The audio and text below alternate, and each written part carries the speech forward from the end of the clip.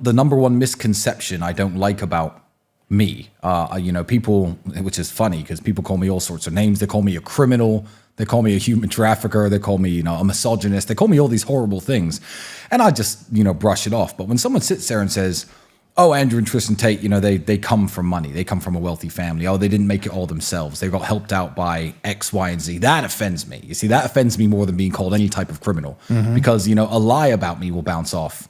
But when you are lying in a way that discredits the hard work that I've put in and discredits, I guess, my work ethic and my intellect and everything I put into having the life that I have now, then I get offended.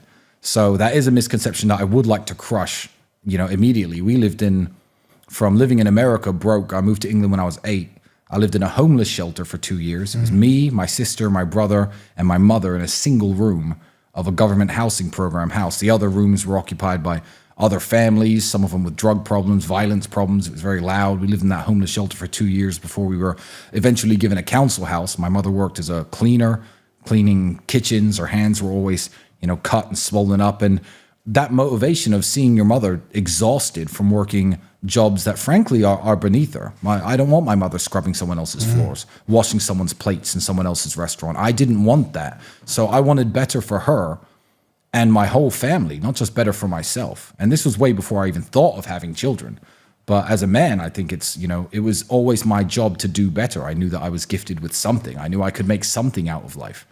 And we never turned to crime, even in the early days, which is actually a very interesting point that I'll go in on for a second. So we started kickboxing. It was enough to pay the bills. We lived in a very bad town, a very rough town. All of your English friends and staff here will know how bad that town is.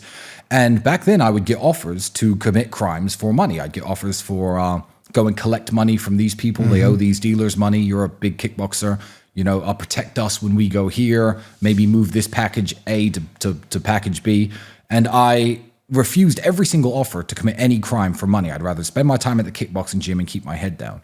So the crazy allegation that once I'm already worth 8 figures, that I begin committing crimes 3 years ago, according to the Romanian authorities, for me is wild. Why would I have made it? And everyone's taken care of. My mother doesn't work anymore, and I have 60 cars and I'm living well. That's when I decide to turn to a life of crime, when I'm already a father and a Christian and I'm 32. It doesn't make any sense. But yeah, growing up poor was a blessing, and I wouldn't change it.